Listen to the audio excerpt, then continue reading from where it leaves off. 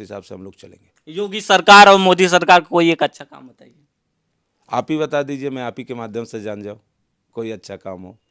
आप बताइए। नहीं, आप ही बता दीजिए, कोई एक अच्छा काम आप ही बता दीजिए, मैं जान जाऊँ। मैं तो आपसे जानने आया हूँ। मैं तो नहीं जानता कोई इनका एक अच्छा काम, आप ही बता दीजिए कोई एक अच्छा काम। धनंजय सिंह को आप नहीं जानते, ऐसा आपने एक इंटरव्यू में कहा कि आप नहीं जानते, वाकई नहीं जानते। धनंजय सिंह को आप नहीं जानते, ऐसा आपने एक इंटरव्यू में कहा कि आप नहीं जानते, वाकई नहीं जानते।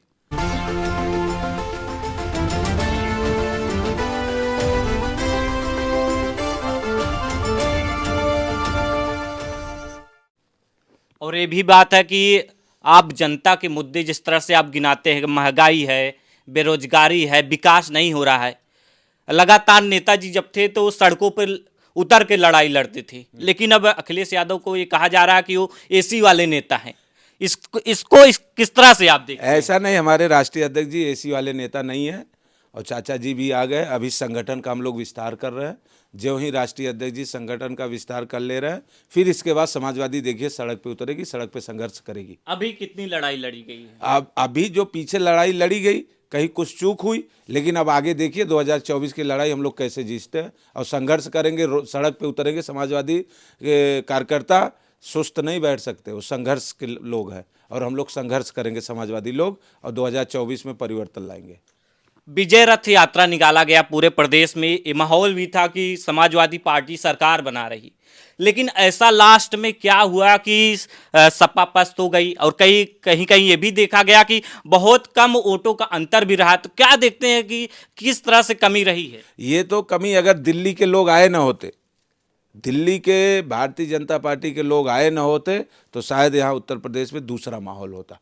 दिल्ली के लोग आके हर जिले में जो उन्होंने किया, इससे हम लोग को कमी पड़ी। हम लोग कहीं चूक हो गई, हम लोग उस पर ध्यान नहीं दिए और दिल्ली के लोग आके इस तरह पूरा माहौल वो करके चले गए, जो भारतीय जनता पार्टी की दोबारा सरकार बन गई। बीजेपी अब आपके गढ़ में भी कोशिश कर रही घुसने की। अब आप देख सकते हैं जो आजमगढ़ की सीट थी वो आपके हाथ से छूट गई, क्या कहना चाहेंगे? आजमगढ़ की जो सीट थी वो दूसरा माहौल था। अभी आप देखिए करंट में मैनपुरी का चुनाव हुआ, मैनपुरी का जो चुनाव हुआ, ये लोग कह रहे थे कि हम लोग जीतेंगे, लेकिन हम लोग समाजवादी कितने जीते। रामपुर में अगर बेईमानी न किए होते, प्रशासन अगर न रोका होता और लास्ट मूवमेंट में जिस दिन गणना हो रही थी, अगर प्रशासन वहाँ समाजवादी कार्यकर्ता को न भगाया होता तो शायद वहाँ भी हम लोग जीत जाते। ये तो केवल झूठ बोलते हैं, प्रशासन के बल पे ये चुनाव जीतते हैं, इनके पास कोई जनता को नहीं है।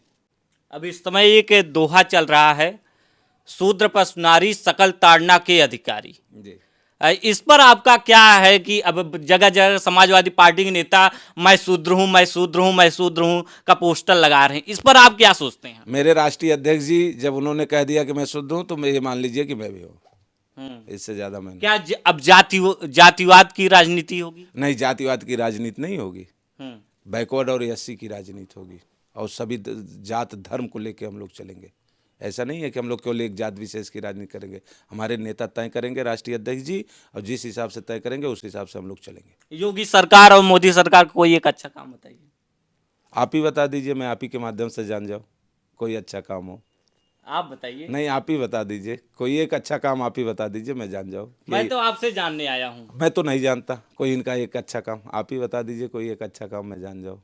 जनता तो नहीं जानती, आप बता दीजिए, मैं आपके माध्यम से जान जाऊँ। युवाओं को क्या संदेश देना चाहेंगे? युवाओं को मैं संदेश देना चाहूँगा कि वो जिस हिसाब से संघर्ष करके बच्चे पढ़ाई कर रहे हैं, लेकिन ये भारतीय जनता पार्टी के लोग शिक्षा में भी किस तरह से गिरावट कर रहे हैं, ये भी आप जान रहे हैं।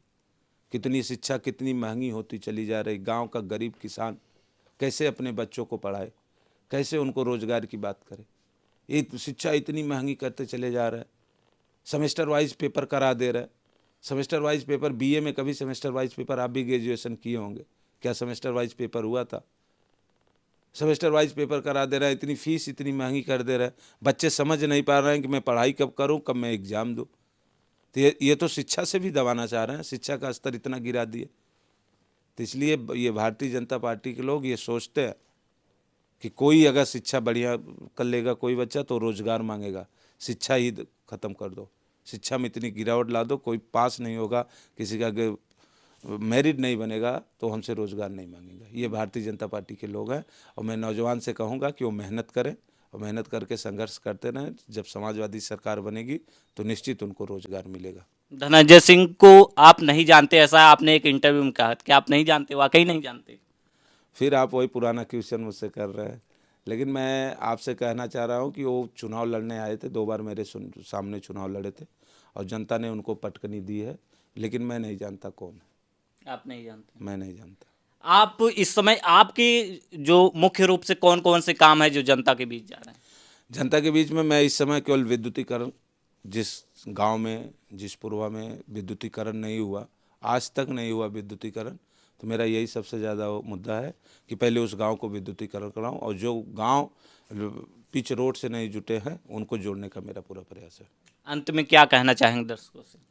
दर्शकों से मैं यही कहना चाहूँगा कि सब लोग, जो भारतीय जनता पार्टी की सरकार चल रही है इस समय, रोज़गार, महंगाई, बेरोजगारी इतना चरम सीमा पे बढ़ गई, सबसे यही आग्रह करूँगा कि 2024 में ये सत्ता को परिवर्तन लाएं, निश्चित उनको रोजगार और हर व्यवस्था मिलेगी। धन्यवाद।